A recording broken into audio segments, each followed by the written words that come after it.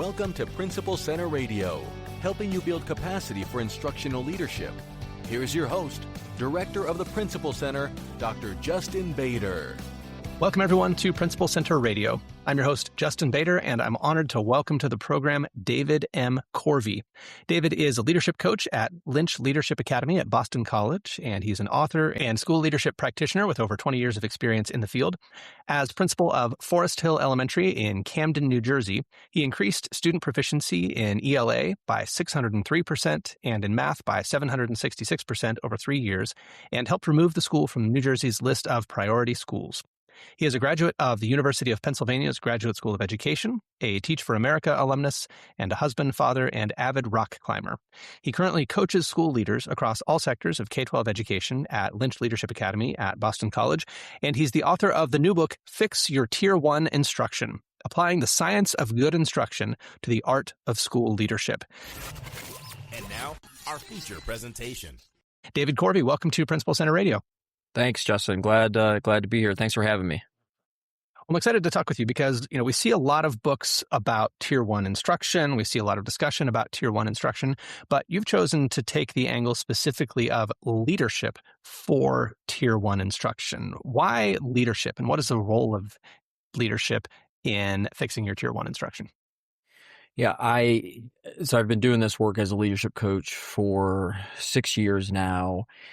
And it really came out of the work that I've done directly with school leaders in Ohio and in Massachusetts, where we're located.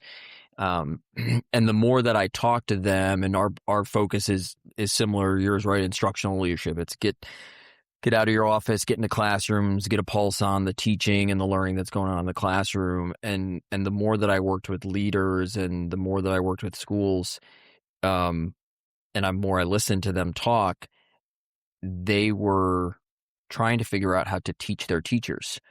And that's really where it started, was this idea of the book. The book was going to be called You Are the Teacher of Teachers. As a former principal, right, I'm sure you understand, when you become the principal, you're one step removed from the students. And, the lever to pull, the people to work with in the building are the adults in the building. And so those two ideas, and then listening and working with those school leaders, it came out that you need to be teaching your teachers, you need to be developing your teachers, and then what better framework to do that in than just strong Tier 1 instruction that you should be seeing in the classroom, whole group, small group, individual. Yeah. Let's talk about that issue of adult learning, because I think, we're kind of conditioned to believe that the learning is done when the preparation is done, right? That we enter this profession fully formed as a result of our preparation, and, any kind of on-the-job learning that we do is supplemental. But it sounds like you're saying that learning that we do after landing the job is pretty critical. Yeah, I would 100% agree with that.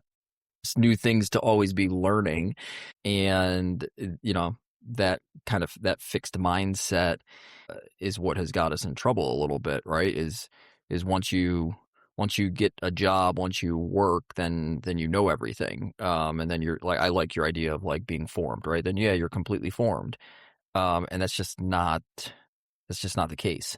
I was a high school English teacher. I became a elementary school principal. I didn't know a thing about teaching first grade math and first grade math standards. If I had that idea that I was completely formed and I knew everything, I would have led differently. We would not have had the success that I had. So yeah, it's really important for both leaders and teachers to be continuously seeking out development and learning opportunities to grow their craft and grow their experience. Now, a lot of people might say, well, I'm not sure there is such a thing as Tier 1 instruction for adults, because everybody needs something different, and everything has to be differentiated, everything has to be individualized. What do you see as the role of Tier 1 instruction for adults? Well, I mean, if you think of Tier 1 instruction for students, the theory and the practice behind it, when done right,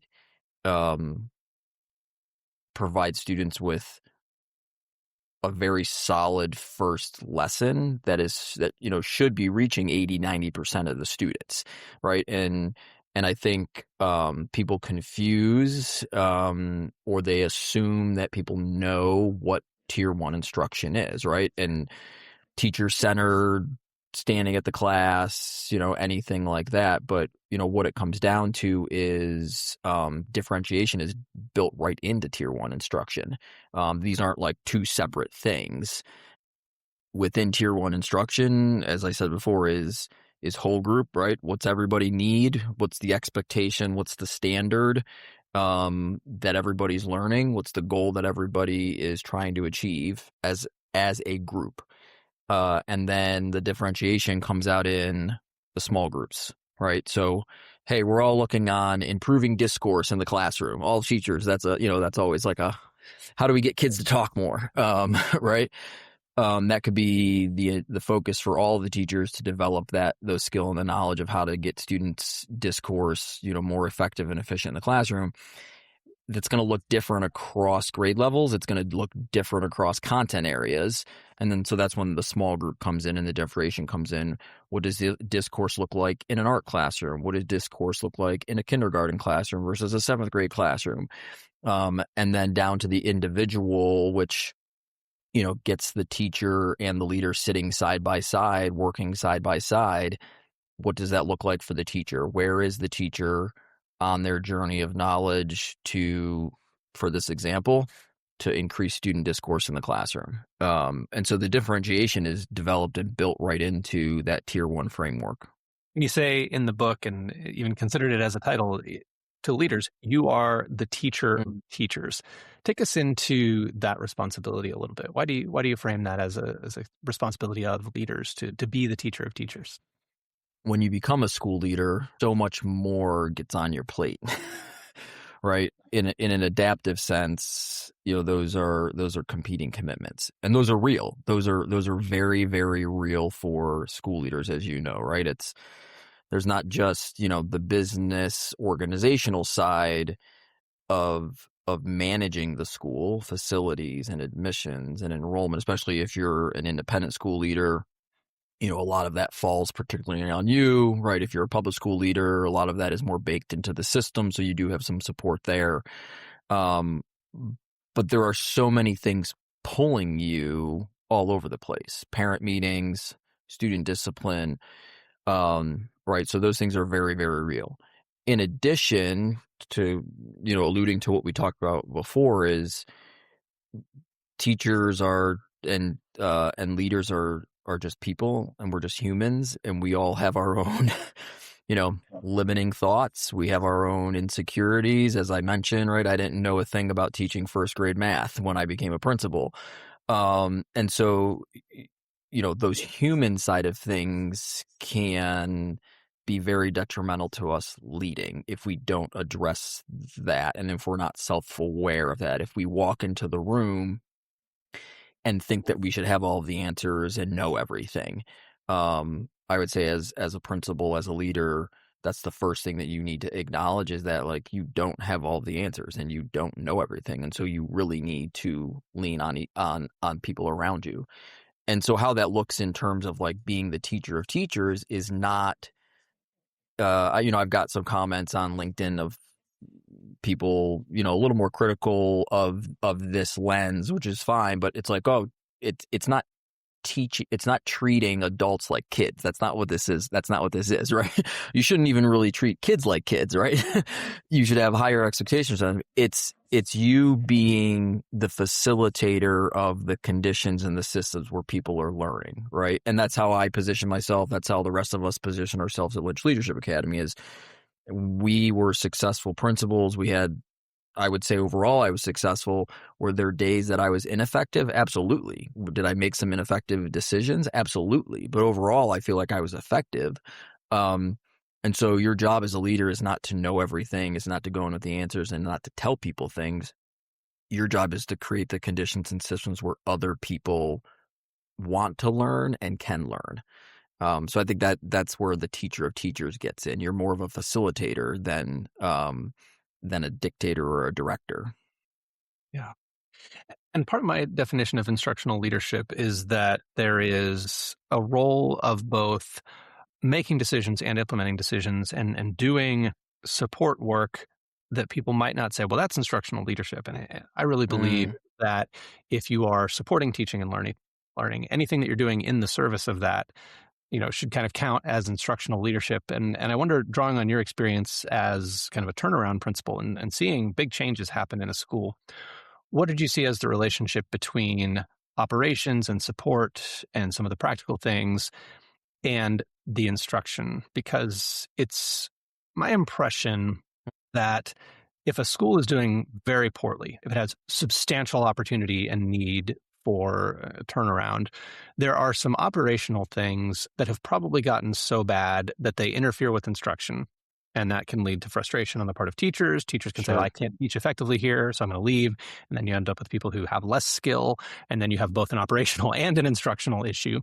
What do you see as some of that relationship, and how did some of those operational issues intersect with the instructional side in the school that you turned around? Yeah, yeah, no, that's a really good question. And again, right, people see them as two separate things. There's camps of, it's got even in classroom teaching, right? It's like you got to get the culture set first, right? You got to get the you got to get the routines, the procedures, you got to spend your time doing that before any kind of learning or anything kind of takes place. And there's truth to that. There's definitely truth to that.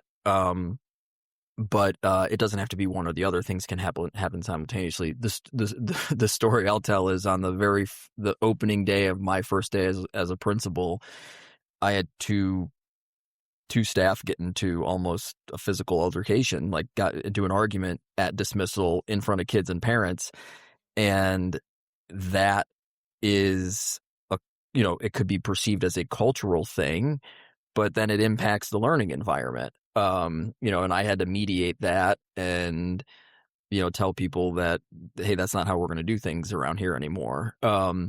Right. So that's an example of just how culture, how relationships, how interactions can impact instructional time. Definitely the belief that kids can achieve, the belief that kids can learn, let's just call it grade level standards, right? If you're putting rigorous tasks, work in front of kids, that's going to support a culture of instruction. It's going to support a culture of learning. That's instructional leadership right there. So you have to address people's beliefs. And same thing as a leader, right? If you have to believe that your teachers can also rise to expectations and meet these standards. So you have to have a belief in teachers. And then in terms of like operational, I think just another anecdote that I'll share is, at the time I was principal, there was a lot. We were going through the one-on-one device, and we were behind. My school did not have any of like the one-on-one devices or anything. I think we still had like an antiquated computer lab and everything. But that was also impacting instruction. That was impacting instruction and learning, and that was in the time of the transition to Park and like the state assessments are online and everything.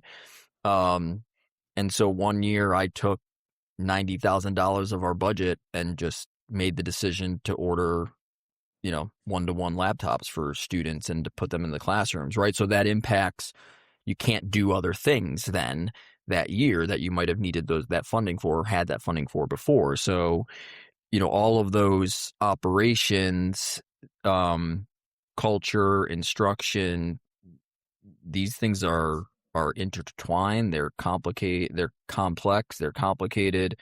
The term that we use at Lynch Leadership Academy is braided. Right? These aren't beads on a string. This work is a braid. Yeah, and people usually like that description and that visual of a braid. Take us into that a little bit more, because it's interesting to think about that technology adoption as a catalyst for some things that probably need to happen instructionally, some things that probably need to happen operationally. There maybe were some professional shifts that had to happen there. How do you connect the dots between all those changes and the massive results that you saw? I mean, pretty short period of time, pretty dramatic turnaround in test scores. What do you attribute that to, and how does that braid come together? Well, it's funny because I've been in the coaching of the principles that I'm doing. I'm like, maybe it's because I'm thinking of this through the framework and the lens of this book, but everything is just coming back to like teaching.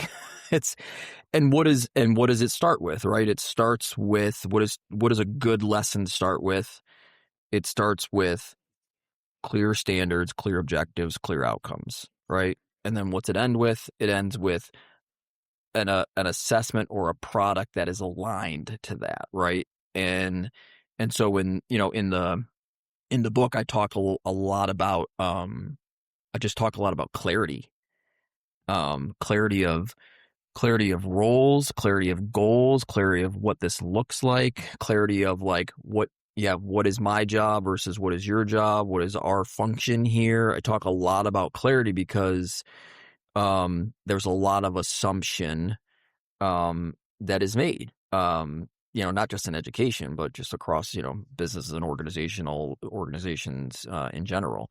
So I think it was getting very, very clear at first about what we were actually doing here. I have a slide from my very first faculty meeting that showed a 5-year plan. And I remember pulling that up 5 years later, and it was like we had done almost everything of that in that 5-year plan, because that was like the vision, and it was laid out in advance, and there was clarity around it, and people knew what to expect and knew what was going to happen. And were there like challenging days and difficult decisions, and like 100%. But I think that's where it starts with.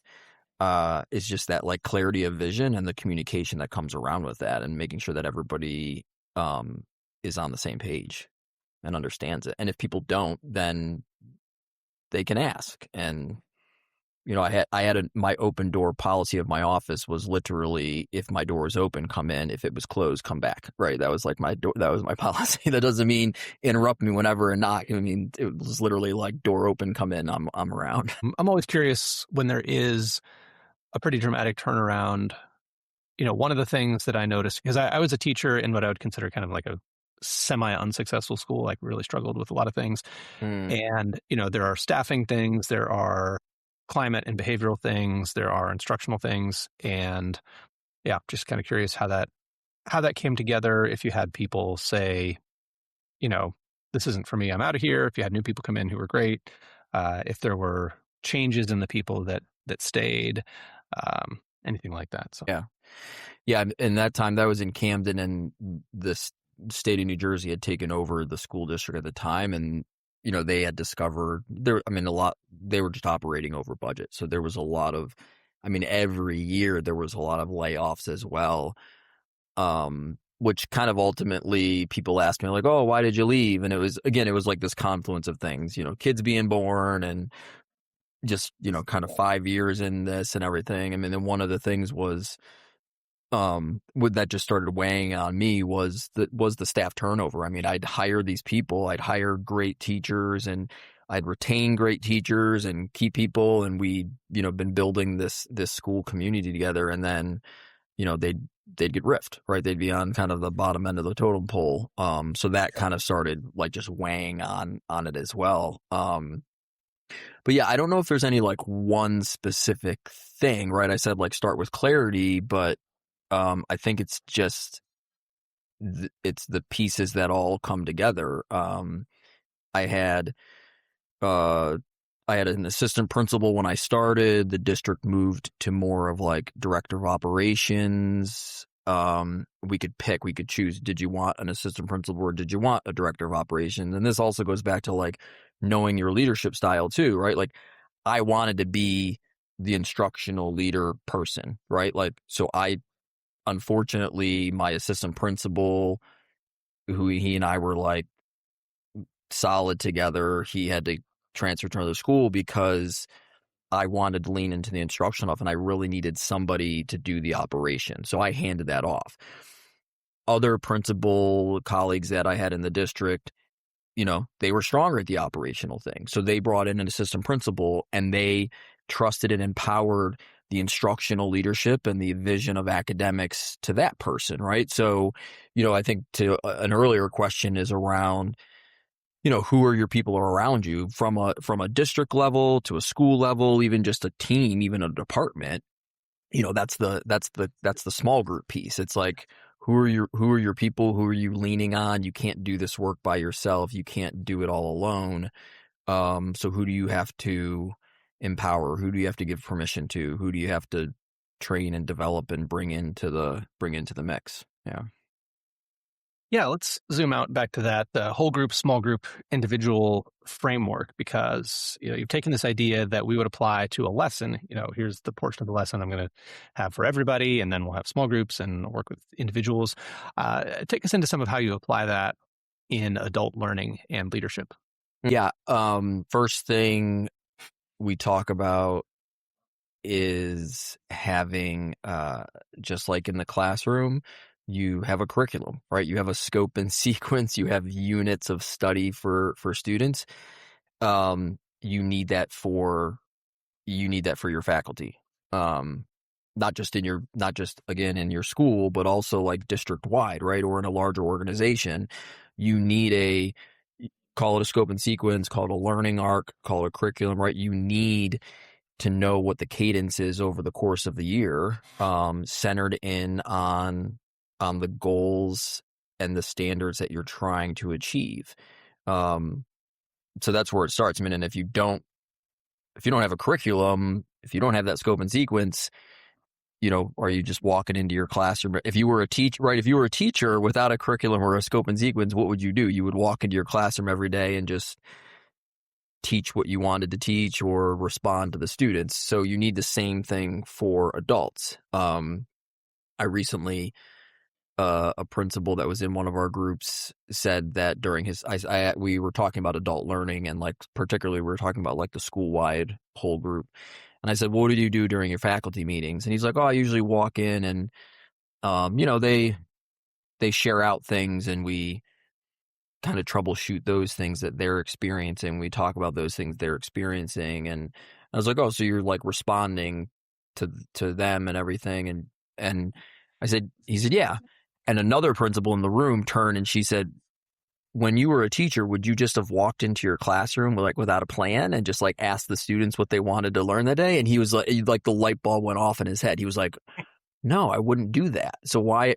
And I was like, why are you doing that with the teachers? Right. So having a plan, and then dividing that plan into, again, what does everybody need, right? What is the whole group, whether it's a school-wide focus, independent schools have like accreditation goals, right? That you go through a pretty rigorous process with, right?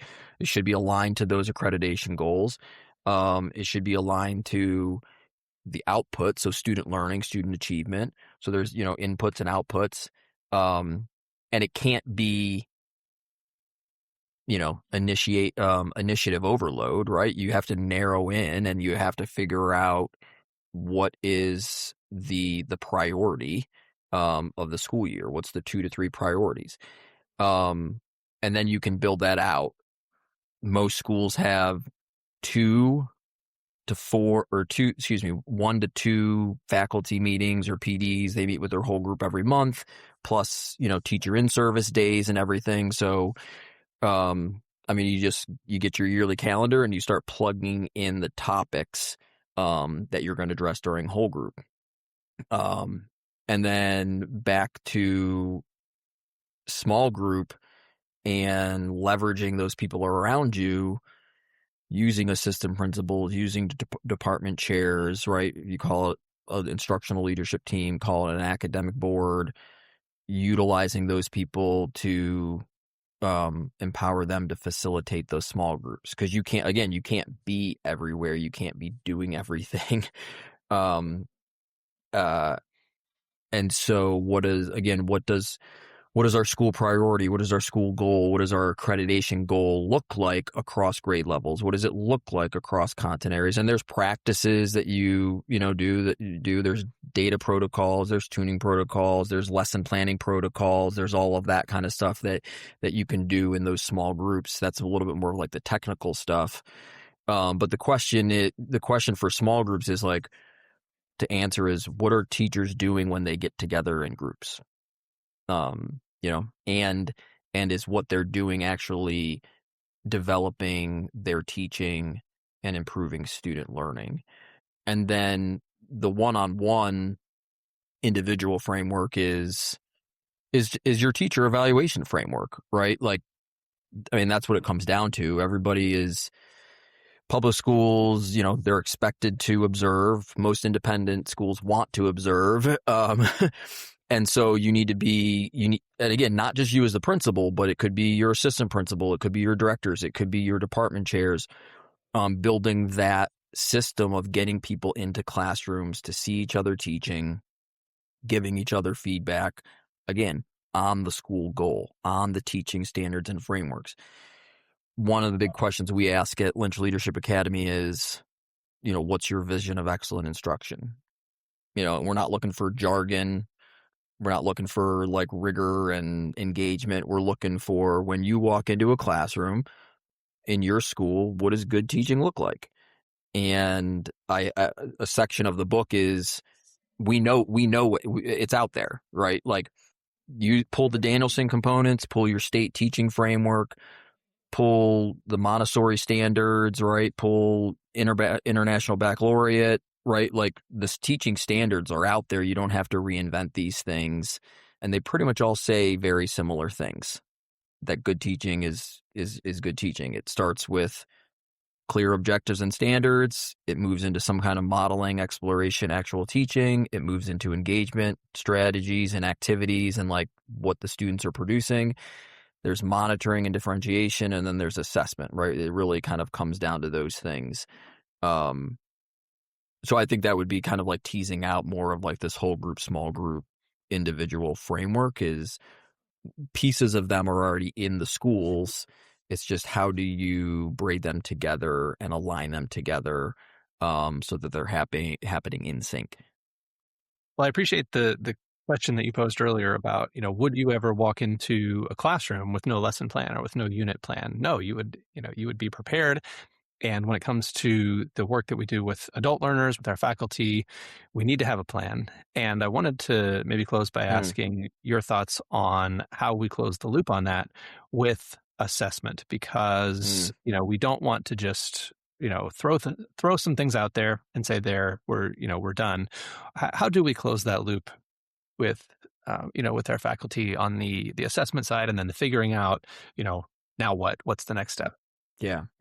That's a really good question. And I know that I've dropped the ball. What you're asking about assessment in terms of like adult and faculty is follow through, right? Follow through and follow up. And I know I've dropped the ball on that as well as a leader. I probably dropped the ball on that as a dad and a husband too.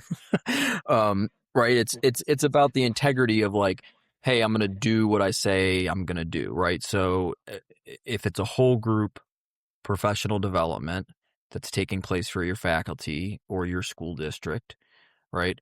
Are you then a day later, a week later, are you walking into the classrooms? Are you walking into your grade level department meetings, your PLCs, your common planning time, and keeping that thing in front of teachers, right? And then asking them, hey, how did it go? Like, hey, I want to see this, right? So it's a lot of what the work that you're doing, which is like, hey, let's get into classrooms, right? Like, it's that's the instruction. When you think of instructional leadership, like, that's the instructional leadership. It's like, go into classrooms and observe and see what's happening. There's a great article that we use from Brick and Snyder back from 2002, I think it is, on like just relational trust in school, right? And people think relationships are, hey, I have to like the person, or all of that. I can tell this person anything. It's really about the last component there is the integrity piece. It's like following up, following through. So I think that's where the assessment comes in. And then it's just an assessment cycle at that point. It's, hey, this is what I saw you do. According to what we focused on at the staff meeting, according to what you guys were talking about in your department meeting, and now I'm going to look for it. And how well do you, and then that's where like the individual framework comes in, is like, where do you think you are in terms of this expectation, this goal that we set, and what do you need to continue to improve to do it? So it just becomes a cycle. Call it an assessment cycle, call it a coaching cycle. But in my mind, the assessment's it's not an ending point. It's just a continuous cycle of, okay, what comes next? What am I going to work on next? Or how am I going to continue to improve this thing? Would you do with your faculty meeting, right? You wouldn't walk into your classroom and do this. You'd walk into a faculty meeting with a plan. Something that I've been beginning to ask the school leaders I coach is, hey, if this person was your student, right? If this person was your student, what would be the next steps that you would do? So again, it's just like, it's not treating adults like kids. It's just viewing this person in front of you as a learner, right? Like, would you have to put some more pressure on them, right? Would you have to hold them accountable? Would you have to, this isn't a one size fits all thing, right? One of the biggest things that I get asked is, I have a veteran teacher, right? I have a teacher who's been doing this for 25 years, and I'm a new principal, and this person's 15 years older than me or whatever, right? Like, I'm a young principal. Like, how do I coach this person who is like senior to me or whatever, and who's a good teacher, right? Who's like an effective teacher. It's like, how do I coach them, right? And I mean, I always ask, like, how would you have taught one of your gifted students, right? Like one of your high accelerating students, how would you have taught them? Like, you don't have to direct them and tell them to do things. You have to create the conditions for them to still want to learn and to let them keep progressing. So you approach your adults like they were students. What would you do if this person was your student? Some of the kids you need to be more directive with and break things down for and be next to and walk with and learn with. So that's just another thought that's coming out of all of this book and this work and everything. So I appreciate you asking if there was anything else. Yeah. Wonderful. But I think that's it. Good deal. So the book is Fix Your Tier 1 Instruction, Applying the Science of Good Instruction to the Art of School Leadership.